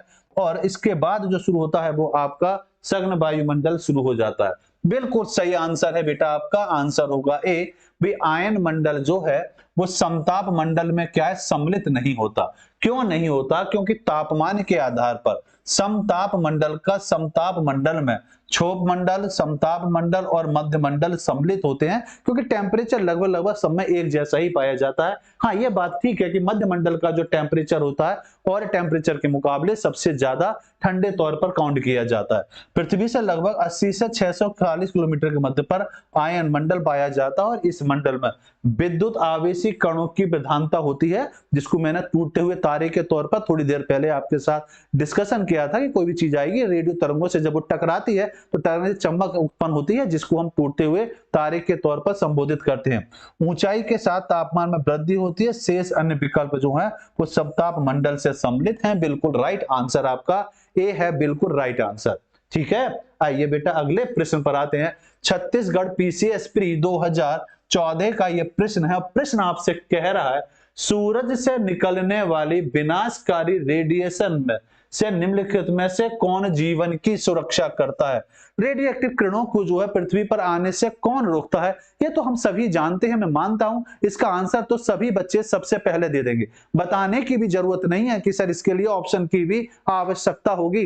तो बताइए, ट्रोपोस्फीयर होगा, आइनोस्फीयर होगा, या ओजोन की परत होगी, या धुंध होगी? तो कौन सा ऑप्शन होगा? बिल्कुल रावत जी का आंसर आया भाई, बहुत बढ़िया बेटा। रावत जी ने आंसर सबसे पहले दिया कि सर 9 का आंसर जो होगा वो क्या है? सी आंसर होगा। भाई दीप सिंह ने भी आंसर दे दिया, बाकी लोग भी आंसर देते हुए चलेंगे कि इस क्वेश्चन का सही आंसर क्या होगा। तो बिल्कुल सही आंसर होगा ओजोन परत। अब ओजोन परत को अगर हम देखें तो ये अगर वायुमंडल है, तो वायुमंडल में अगर आप देखेंगे तो ये पहला भाग जो आता है जो 8 किलोमीटर से लेकर 18 किलोमीटर के मध्य पाया जाता है, इसी को हम कहते हैं क्षोभ मंडल। क्या बोलते हैं? क्षोभ मंडल। और इस सीमा को क्षोभ सीमा के नाम से संबोधित किया जाता है। इसके बाद आता है आपका लगभग 50 किलोमीटर के मध्य, जिसको बोला जाता है समताप मंडल। अब ध्यान से समझेंगे बेटा, जो ओजोन लेयर है, ये ओजोन लेयर जो पाई जाती है ये यहां से शुरू होती है लगभग 15 किलोमीटर तक, और ये लगभग 35 किलोमीटर की ऊंचाई तक पाई जाती है। इसी को ओजोन परत कहा जाता है। और ये जो ओजोन परत है यही सूरज की किरणों को वापस कर देती है। जो अल्ट्रावायलेट किरणें हैं उनको पृथ्वी से वापस कर देती है। और पृथ्वी पर जो सूर्य का प्रकाश पड़ता है उसमें 97% किरणों को ये क्या कर देती है? परावर्तित कर देती है, वापस कर देती है। और सूर्य का प्रकाश मात्र पृथ्वी पर जब एंट्री करता है तो पृथ्वी के चारों तरफ जो लेयर पाई जाती है ओजोन लेयर, जिसकी मोटाई होती है 20 किलोमीटर, इस 20 किलोमीटर में 1% प्रकाश खर्च हो जाता है पृथ्वी की सतह तक पहुंचने पर। और पृथ्वी की सतह पर जब प्रकाश पहुंचता है वो मात्र 2% होता है, जिसमें हम हाहाकार मचा देते हैं कि गर्मी हम पे बहुत ज्यादा हो रही है। वो परसेंटेज कितना है? सिर्फ 2% भाग होता है। आइए, वे सूर्य से निकलने वाली, तो आंसर तो बिल्कुल क्लियर है कि सर आंसर तो इसका सी ही रहेगा। और यह भी क्लियर है कि सूर्य से निकलने वाली विनाशकारी रेडिएशन से ओजोन की परत की जीवन को सुरक्षा प्रदान करती है। सौर विकिरण लघु दीर्घ तरंगों के रूप में ताप का संचरण करता है। इसमें हानि परावैंगनी किरणें जिन्हें अल्ट्रावायलेट किरणों के रेज के नाम पर जाना जाता है, और ये सब ताप मंडल में उपस्थित ओजोन परत परावैंगनी विकिरण को पृथ्वी पर आने से रोकती है तथा पृथ्वी एवं मानव को कोई दुष्प्रभाव से ये क्या करती है, बचाती है। तो ये याद रखेंगे कि ओजोन लेयर जो पाई जाती है, शुरुआत जरूर इसकी हम कह सकते हैं कि क्षोभ मंडल से होती है, लेकिन वास्तविक तौर पर देखा जाए तो ज्यादा क्षेत्र जो पाया जाता है वो आपका समताप मंडल में पाया जाता है। हम यहाँ लिख तो सकते हैं कि ये 15 किलोमीटर, लेकिन यहाँ तो ये 8 ही किलोमीटर रह गया, इसलिए इसको प्रॉपर तौर पे जो रखा जाता है वो आपका समताप मंडल के अंतर्गत ही रखा जाता है। आइए, आपका बेहतरीन प्रश्न आया है और यह क्वेश्चन यूपी पीसीएस प्री 1997 में पूछा गया, उत्तराखंड पीसीएस प्री 2010 में भी पूछा गया, छत्तीसगढ़ पीसीएस प्री 2011 में पूछा गया और यूपी पीसीएस मेंस 2003-2005 में पूछा गया। बड़ा बेहतरीन प्रश्न है, इंपॉर्टेंट प्रश्न है। क्वेश्चन कह रहा है ओजोन परत कहां स्थित होती है, कहां अवस्थित होती है, जरा बताइए बच्चों इसका सही आंसर क्या होगा। देखते हैं सबसे पहले आंसर किस बच्चे का आता है कि सच क्षोभ मंडल में होगी, क्षोभ सीमा में पाई जाएगी, समताप मंडल में पाई जाएगी या प्रकाश मंडल के अंतर्गत आएगी। बहुत बढ़िया बेटा, रावत जी का आंसर आ गया, दीप सिंह का आंसर आ गया, आपका रंजीत यादव जी का आंसर आ गया। बहुत बढ़िया, सभी लोग आंसर देते चलेंगे। बहुत बढ़िया, सब बहुत बढ़िया। आरती का भी आंसर आ गया, बिल्कुल सही कि सर आंसर तो समताप मंडल होगा। और क्यों होगा ये तो चर्चा अभी हमने काफी देर से की, काफी देर पहले की है। और काफी देर पहले क्योंकि इससे पिछला प्रश्न जो था वहां पर इसकी विस्तार से चर्चा की है। चलिए अब आते हैं अगले पॉइंट पर। तो ये बात तो क्लियर हो गई कि भाई ओजोन लेयर का सही आंसर जो होगा वो सी होगा कि ओजोन परत समताप मंडल में पाई जाती है और यह 15 से 35 किलोमीटर तक क्या होती है, विस्तृत होती है। वायुमंडल में पाई जाने वाली समग्र ओजोन का लगभग 90% हिस्सा यहाँ पाया जाता है और ओजोन ऑक्सीजन का विशेष रूप होता है। भाई ये ओजोन होता है, ऑक्सीजन का क्या होता है, विशेष रूप होता है, जो ऑक्सीजन सूर्य के प्रकाश में प्रक्रिया कर कर ये ओजोन के रूप में परिवर्तित होता है, जिसका रासायनिक सूत्र O3 होता है। ओजोन परत हमें सूर्य की हानिकारक परावैंगनी किरणों से क्या करती है, बचाती है। बिल्कुल राइट आंसर। आइए अगले प्रश्न पर आते हैं। उत्तराखंड पीसीएस प्री 2002 का ये प्रश्न है। देखते हैं सबसे पहले आंसर कौन देगा। समताप मंडल में ओजोन परत का कार्य क्या है, ये कौन क्या कार्य करती है समताप मंडल में ओजोन परत जो है वो किसका काम क्या है, जरा बताएं कि सर इसका काम तो ये रहेगा। क्वेश्चन नंबर 11, भूमंडलीय ताप को स्थित रखता है, भूकंपों की आवृत्ति को घटाना इसका काम है, मानसूनों की विफलता से बचाना इसका काम है, यह भूतल पर परावैंगनी विकिरण पात को थापना इसका काम है। तो जल्दी से बताएंगे कि इसका सही आंसर क्या होगा। भाई रावत जी ने आंसर दे दिया, दीप सिंह ने आंसर दे दिया, भाई बाकी लोग क्यों नहीं आंसर दे रहे, सभी लोग आंसर दें। और मैं पुनः बताना चाहूंगा कि ये नोट्स अगर आपको चाहिए पीडीएफ के तौर पर ना पाकर आप प्रॉपर बुक की तैयारी करें। जो भी कुछ मैं आपको पढ़ा रहा हूं अरिहंत की प्रीलिम्स पॉसिबल आईएएस एवं राज्य पीसीएस 250 प्लस प्रश्न 1990 से लेकर 2023 तक के जितने भी प्रश्न हैं वो सभी इस बुक में दिए गए हैं। जो भी कुछ मैं आपको पढ़ा रहा हूं इसी बुक से पढ़ा रहा हूं। आप नजदीक के बुक स्टोर से जाकर या ऑनलाइन अपने घर मंगा सकते हैं। तो जल्दी से आप नजदीक स्टोर जाकर इस बुक को जरूर परचेस करें और इसके साथ अपनी तैयारी करें और साथ में इस श्रृंखला के साथ भी जुड़े रहें ताकि और बेहतर तरीके से आपकी तैयारी और अच्छी तरीके से हो सके, ताकि आपका प्रीलिम्स क्लियर हो पाए। ठीक, आइए। तो भूमंडलीय ताप की स्थिरता रखता है, भूकंपों की आवृत्ति को घटाना इसका काम है, मानसूनों की विफलता से बचाना इसका काम है, या भूतल पर परावैंगनी विकिरण पात को थामना इसका काम है। तो बिल्कुल क्लियर है कि भूतल पर परावैंगनी किरणों को क्या करता है, ये रोक लेता है और उनको पृथ्वी तक आने नहीं देता। तो बिल्कुल क्लियर बात कि इसका सही आंसर होगा डी। भाई समताप मंडल में ओजोन परत का कार्य भूतल पर परावैंगनी विकिरण पात को क्या होता है, थामना। इसका मतलब क्या है, थाप लेना, मतलब परावैंगनी किरणों को क्या कर देता है, वहीं रोकता नहीं है, रोकने के साथ साथ उनको परावर्तित कर देता है, वापस भेज देता है कि जाओ भाई, ठीक ना। और सूर्य के अत्यंत गर्म परावैंगनी किरणों को अवशोषण करना मानव निर्मित रसायन चिन्ह ओजोन क्षयकारी पदार्थ कहा जाता है। ये कारण यह ओजोन धीरे धीरे नष्ट हो रही है। किसकी वजह से? मानव गतिविधियों के द्वारा ये क्या नष्ट हो रहा है? पृथ्वी के साउथ पोल में इसमें छिद्र हो गया है, लेकिन कोविड के बाद कुछ हद तक उसमें काफी हद तक कहा जाए पूर्णतः लगभग लगभग भर चुका है। ओजोन क्षयकारी पदार्थों में chlorofluorocarbon, hydrochlorocarbon carbon, halon methyl bromide, carbon tetrachloride और मिथाइल क्लोरोफॉर्म शामिल इसके अंतर्गत होते हैं। आइए अगले प्रश्न पर आते हैं, और ये प्रश्न है राजस्थान प्री 1992 का और बिहार पीसीएस प्री 1996 का ये प्रश्न है। प्रश्न आपसे कह रहा है ओजोन परत बताती है, ओजोन परत क्या बताती है? ऑप्शन है अंटार्कटिका की वायुमंडलीय स्थिति के बारे में, शनि ग्रह पर की गई एक आधुनिक खोज है, पृथ्वी की सतह से लगभग 10 से 20 किलोमीटर नीचे की परत है, यह पृथ्वी की सतह से 15 से 20 किलोमीटर ऊपरी वायुमंडल की एक परत के तौर पर इसको जाना जाता है। तो जल्दी से बताएंगे इसका सही आंसर क्या होगा? जल्दी से बताओ, रावत जी जल्दी बताओ, दीप सिंह बताओ, आरती बताओ, जल्दी से बताएंगे। यादव जी जल्दी से आंसर दीजिए कि क्वेश्चन नंबर जो आपके सामने है 12 का सही आंसर क्या होगा? भाई रावत जी ने आंसर दिया 12 का सी। जी जल्दी से आंसर देते चलेंगे सभी बच्चे कि सर इसका जो आंसर होगा वो आंसर ये रहेगा।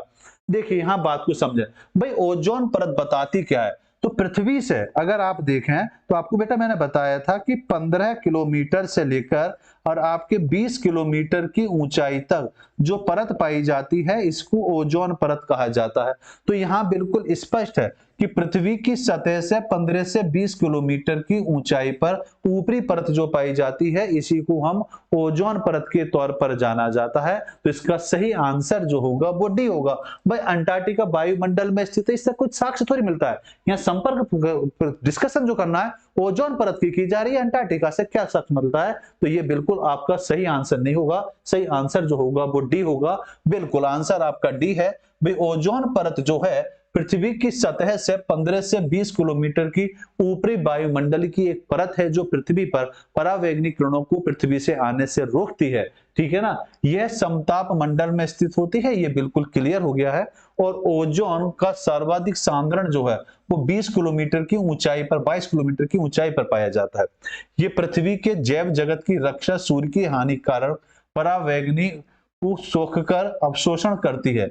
वर्तमान में ओजोन परत के क्षरण का प्रभाव वैश्विक जलवायु पर पड़ रहा है कि ओजोन परत में जो छिद्र हो रहा है जिसकी वजह से वायुमंडल में आपने देखो वैश्विक तापमान में क्या हो रही है, बहुत ज्यादा वृद्धि हो रही है। और इसी की वजह से वृद्धि होने की वजह से इस समुद्र में पूरे एक वर्ष में 1 सेंटीमीटर पानी में वृद्धि हो रही है, जिसके भविष्य में बहुत ज्यादा हानिकारक प्रभाव मिलने की संभावना है अगर मानव ने गतिविधियों में सुधार नहीं किया। अगले प्रश्न पर आते हैं, और ये प्रश्न है यूपीएससी प्री 2011 का ये प्रश्न है। प्रश्न आपसे कह रहा है कि समताप मंडल के निचले भाग में जेट विमान बहुत आसानी और निर्विघ्नता के साथ उड़ सकते हैं। इसका उपयुक्त स्पष्टीकरण करिए कि क्या है। भाई समताप मंडल के निचले भाग में, निचले भाग की बात करें तो ये आपका ये कह सकते हैं अभी 50 किलोमीटर की ऊंचाई तक पाया जाता है। भाई भूमध्य रेखा से हम ये कहेंगे कि 15-18 किलोमीटर की ऊंचाई पर। और अगर हम ध्रुवों से बात करेंगे तो ध्रुवों से कहेंगे कि लगभग 8 से 50 किलोमीटर की ऊंचाई तक ये जो होता है। लेकिन वो निचली परत की बात कर रहा है, इसके नीचे इस भाग पर जो पाए जाते हैं वायुयान उड़ाए जाते हैं। तो इसको लेकर बताया जाना है कि समताप मंडल के निचले भाग में बादल या जलवाष्प नहीं होते, समताप मंडल के निचले भाग में ऊर्ध्वाधर पवनें नहीं होती। इस संदर्भ में उपरोक्त में से कौन से कथन या इनमें से उपयुक्त तौर पर पाया जाएगा? केवल एक, केवल दो, एक और दो, ना तो एक और ना दो। तो जल्दी से बताएंगे कि इसका सही आंसर क्या बन सकता है। क्वेश्चन नंबर का आंसर देंगे कि इसका सही आंसर क्या होगा। भाई दीप सिंह का आंसर आया सी, क्वेश्चन नंबर 13।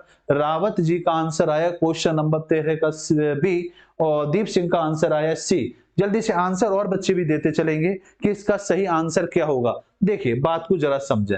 देखिए बेटा समताप मंडल के निचले भाग में बादल या जल वाष्प नहीं होते। भाई समताप मंडल किसे कहा जाता है? भाई बादल कहां पाए जाएंगे? तो बादल तो इस वाले भाग में पाए जाएंगे जिसको हम क्या कहते हैं, क्षोभ मंडल कहते हैं। तो ये क्षोभ मंडल जो है इस वाले भाग में पाए जाएंगे आपके बादल या प्राकृतिक आपदा, प्राकृतिक गतिविधियां जो मौसमी बदलाव होंगे वो इस मंडल में पाए जाएंगे। क्योंकि इस वाले भाग में, जिसको हम समताप मंडल कह रहे हैं, यहाँ पर टेम्परेचर समान रहता है, मौसमी हलचल इसके अंतर्गत नहीं पाई जाती। तो मौसमी हलचल में बादल या जलवाष्प नहीं पाए जाएंगे, ये बात बिल्कुल क्लियर होती है। दूसरा, समताप मंडल के निचले भाग में ऊर्ध्वाधर पवनें नहीं होती। क्यों नहीं होंगी? पवनें नहीं हो पाई जाएंगी क्योंकि पवनों का साक्ष्य क्या है? पवनें होंगी, चक्रवात होंगे, वो सभी के सभी कहां पाए जाएंगे? क्षोभ मंडल में पाए, वायुमंडल पाया जाएगा, लेकिन हम उसको पवन के तौर पर आकलन नहीं करेंगे। पवन अलग होती है और वायुमंडल का मतलब अलग होता है, तो वायुमंडल के साक्ष्य पाए जाएंगे। तो बिल्कुल सही आंसर जो होगा वो आपका सी होगा। सी इसका बिल्कुल सही आंसर होगा। कोई बात नहीं बेटा, पढ़ने में मिस्टेक हो जाती है, इसी कोई बड़ा बुरी, इसी चीज को आपको सुधारना है, ठीक है ना। आज आप देखिए कि आज की क्लास में शायद आपकी ये दूसरी गलती है ना, तो इन्हीं चीजों को सुधारना है। अगर हमने रेगुलर क्लास करी और इन चीजों को सुधारा तो एग्जाम में इसका बहुत ज्यादा फायदा मिलेगा। यहाँ जितना भी आपका स्कोर आता है और ईमानदारी से आप तैयारी करते हैं तो एग्जाम हॉल में मान के चलिए 10 नंबर कम से कम आपके बढ़ेंगे, अगर आप अपने प्रति ईमानदार हैं, ठीक है। आइए, तो ये बिल्कुल क्लियर होता है कि सर इसका जो आंसर है वो आंसर क्या होगा? इसका सी इसका आंसर होगा कि समताप मंडल के संबंध में कथन 1 और 2 दोनों ही सही है। भाई समताप मंडल के निचले भाग में बादल या जलवाष्प नहीं होते, साथ ही इसके निचले भाग में ऊर्ध्वाधर पवनें नहीं होती, इसीलिए ये जेट विमान के संचालन के लिए अनुकूल होते हैं। भाई समताप मंडल का विस्तार भूतल से लगभग 18 से 50 किलोमीटर की ऊंचाई तक पाया जाता है। अभी बताया था कि 18 से 50 कह सकते हैं। 18 से 50 अगर हम कहेंगे तो हम चर्चा किसकी करेंगे? भूमध्य रेखा से इक्वेटर की बात करेंगे। लेकिन अगर 8 से 50 किलोमीटर की बात करेंगे तो पोल की बात करेंगे, नॉर्थ पोल या साउथ पोल से उसका आकलन करेंगे। तो ये बात क्लियर होती है। इसकी स्थिति में क्षोभ सीमा और समताप सीमा के मध्य स्थित होता है। भाई बताया था ना कि आपका ये क्षोभ सीमा है और ये आपका समताप, तो ये जो लाइन है जहां से समताप मंडल शुरू होगा इसी को बोला जाता है क्षोभ सीमा। भाई समताप मंडल में ऊंचाई बढ़ने के साथ साथ तापमान में धीरे धीरे वृद्धि होती है। अब धीरे धीरे वृद्धि क्यों होती है? क्योंकि ये तो 15 किलोमीटर तक और ये कितना 35 किलोमीटर, तो यहाँ तो टेम्परेचर हम ये कह सकते हैं समान रहेगा, लेकिन ये होता कितना है? 50 किलोमीटर तक। तो 35 से 50 किलोमीटर के ऊपर जैसे जैसे जाएंगे वहां पर टेम्परेचर बढ़ना लाजमी है। क्यों लाजमी है? क्योंकि ओजोन लेयर तो यहाँ पर है। ओजोन लेयर कहाँ है बेटा? ओजोन लेयर तो यहीं तक आ रही है ना, ओजोन परत, तो इसके ऊपर तो ओजोन परत है नहीं, तो यहाँ पर टेम्परेचर कंफर्म है कि ज्यादा ही रहेगा। और यह वायु भूतल की तुलना में मात्र 1/15 ही रह जाता है। और अगर बात करते हैं आगे, और धूल कण और जल वाष्प का लगभग अभाव पाया जाता है, ये बात बिल्कुल क्लियर है। इस मंडल में मौसमी परिवर्तन, संवहन एवं सघन संबंधी क्रियाएं नहीं होती। स्थिर दशा, शुष्क पवन, मंद पवन, बादलों का प्राय अभाव, ओजोन की साध्यता आदि के कारण इस मंडल में मौसमी घटनाएं कम घटित होती हैं। तो बिल्कुल सही आंसर आपका क्या है? सी होगा इसका बिल्कुल सही और सटीक आंसर। चलिए अगले प्रश्न पर आते हैं, और प्रश्न आपसे पूछा जा रहा है झारखंड पीसीएस प्री 2003 और यूपी पीसीएस प्री 2013 का प्रश्न। बताइए 10 साल पहले का प्रश्न 10 साल बाद पूछा गया, क्योंकि उसकी कोई इतना महत्व रहा होगा। वायुमंडल की कौन सी परत दूर संचार प्रणाली के लिए उपयोगी होती है? दूर संचार मतलब दूर संचार के लिए सैटेलाइट की आवश्यकता होगी। अब सैटेलाइट कौन से मंडल में आते हैं ये आपको बताना है। भाई क्षोभ मंडल में, ताप मंडल में, समताप मंडल में या आयन मंडल के अंतर्गत आएंगे। तो जल्दी से बताएंगे कौन सा मंडल होगा जिसमें ये आंसर होगा।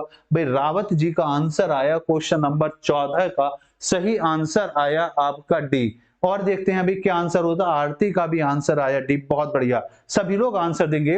वीडियो को लाइक शेयर भी करते चलेंगे और अपने सभी साथियों को बताते हुए चलेंगे और जल्दी से बताएंगे। और बात साथियों को बताएं कि अरिहंत की तरफ से बेहतरीन एक श्रृंखला चलाई जा रही है प्रीलिम्स पॉसिबल के साथ, उसमें आप जरूर जुड़ें शाम को 8 बजे ज्योग्राफी की क्लास में, और जरूर बताएं कि इसका आंसर भी बताते चलेंगे क्या होगा।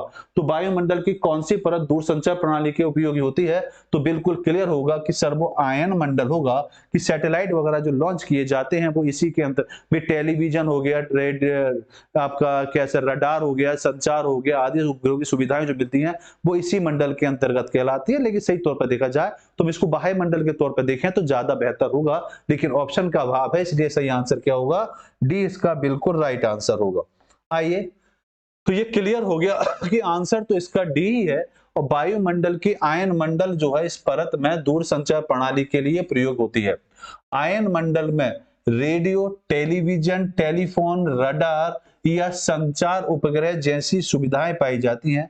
इनके अतिरिक्त दूर संचार संबंधी समस्त घटनाएं आयन मंडल में ही घटित होती हैं। आयन मंडल वायुमंडल में 80 से 640 किलोमीटर के बीच पाया जाता है और इस मंडल में विद्युत आवेशित कणों की प्रधानता अधिक होती है और ऊंचाई के साथ साथ यहाँ तापमान में वृद्धि होती है। वायुमंडल की इस परत में भिन्न भिन्न आवृत्ति की रेडियो तरंगें आवर्ती होती हैं और आयन मंडल में DEF G परतें में वर्गीकृत किया जाता है। ये याद रखेंगे, ये पिछली क्लास में भी मैं तो इधर पहले आपके साथ डिस्कशन भी किया है। तो इसका सही आंसर क्या होगा, डी आंसर होगा। यूपी PCS प्री 2010 का प्रश्न है, बताइए उत्तरी ध्रुव प्रकाश के लिए वायुमंडल की कौन सी परत उत्तरदायी, उत्तरी ध्रुवीय, उत्तर पृथ्वी का जो उत्तरी ध्रुव है उस प्रकाश के लिए कौन सी परत उत्तरदायी है, जल्दी से बताएंगे कि ये वाली परत उत्तरदायी होती है। क्षोभ मंडल, ताप मंडल, आयन मंडल या वही मंडल, तो कौन सा मंडल होगा, जल्दी से बताएंगे कि इस क्वेश्चन का सही आंसर क्या हो सकता है। जी जल्दी से बताइए कि इस क्वेश्चन का सही आंसर ये होगा। भाई वायुमंडल में बात करें तो ई लेयर जो पाई जाती है, ई लेयर के रूप में पाई जाती है, तो वो कौन सा ऑप्शन होगा जी। 15 का आंसर आया सी, किसका, दीप सिंह का। और बताइए बाकी लोग भी आंसर दें कि दीप सिंह ने आंसर दिया है 15 का सी। आप में से कौन बच्चा है जो और आंसर देना चाहेगा। बिल्कुल सही आंसर है बेटा, दीप सिंह का आंसर बिल्कुल सही और सटीक है कि सर इसका आंसर जो होगा वो आपका आयन मंडल ही होगा। सी इसका बिल्कुल राइट आंसर। आरती का भी आंसर बिल्कुल सही हुआ कि उत्तरी ध्रुव के प्रकाश के लिए वायुमंडल की बात करें तो ई लेयर पाई जाती है जिसे कैनेरी हेविसाइड परत भी कहा जाता है, ये भी याद रखेंगे। तो चलिए आइए ये बात को जरा समझते हैं। तो यहां बिल्कुल स्पष्ट है कि आपका जो आंसर बन रहा है वो आंसर आपका सी है, सी बिल्कुल सही आंसर है। उत्तरी ध्रुवीय प्रकाश के लिए वायुमंडल का आयन मंडल उत्तरदायी है। वायुमंडल के आयन मंडल में ई लेयर पाई जाती है जिसे कैनेरी हेविसाइड परत भी कहा जाता है। इस परत में ही रेडियो की मध्यम या उच्च आवृत्ति की तरंगें आवर्तित होती हैं। ऑरोरा ऑस्ट्रेलिया और ऑरोरा वेरिलियस इस मंडल की इस महत्वपूर्ण घटना है। इनकी चक्रीय प्रकाश और परिघटना कहा जाता है जो इस मंडल को विशिष्टता प्रदान करती है। ऑरोरा अंतरिक्ष में चमकता हुआ प्रकाश होता है जिसका निर्माण चुंबकीय तूफानों के कारण सूर्य की सतह से निकलने वाली इलेक्ट्रॉनिक तरंगों के कारण होता है। ऑरा ध्रुवीय पर आकाश में एक विचित्र बहुरंगी आतिशबाजी के रूप में आधी रात के समय दृष्टिगोचर होता है। उत्तरी ध्रुव पर इसे ऑरोरा बोरेलिस तथा दक्षिणी ध्रुव पर इसे ऑरोरा ऑस्ट्रेलियस कहा जाता है। तो ये इंपॉर्टेंट है, इनको याद रखेंगे कि नॉर्थ पोल पर इनको किस नाम से संबोधित किया जाता है और साउथ पोल पर इनको किस नाम से संबोधित किया जाता है। आइए आगे आते हैं। यूपी PCS प्री 2016 का ये प्रश्न है। प्रश्न कह रहा है कथन दिए हैं, दो स्टेटमेंट दिए हैं और दोनों स्टेटमेंट के आधार पर आपको बताना है कि सही आंसर क्या हो सकता है। वायुमंडल में बढ़ती ऊंचाई के साथ साथ वायु के तापमान में ह्रास ऊर्ध्वाधर ताप प्रवणता कहलाती है। क्षोभ मंडल में बढ़ती ऊंचाई के साथ साथ वायु के तापमान में ह्रास भूमि में विकिरण के कारण होती है। आपको बताना है कि दोनों ही कथन सत्य हैं और सेकंड कथन फर्स्ट की सही स्पष्टीकरण करता है। दूसरा, दोनों कथन व्यवस्थित सत्य हैं परंतु कथन सेकंड फर्स्ट का सही स्पष्टीकरण नहीं करता। कथन पहला सही है लेकिन सेकंड गलत है, पहला गलत है सेकंड सही है।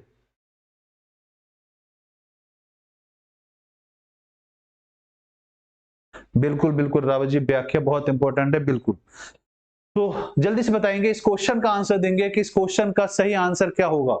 देखते हैं सही आंसर सबसे पहले कौन देता है कि सर इस क्वेश्चन का सही और सटीक आंसर ये रहेगा। देखिए वायुमंडल में बढ़ती ऊंचाई के साथ साथ वायु के तापमान में ह्रास या ऊर्ध्वाधर प्रवणता बढ़ती है। बिल्कुल क्लियर है, क्योंकि हमने पढ़ा था 0.6 डिग्री सेल्सियस प्रति 100 मीटर पर होता है। ठीक है, तो ये बात बिल्कुल क्लियर है कि सर पहला बिल्कुल सही है। क्षोभ मंडल में बढ़ती ऊंचाई के साथ साथ वायु के तापमान में ह्रास भूमि के विकिरण के कारण होता है, ये भी सही है।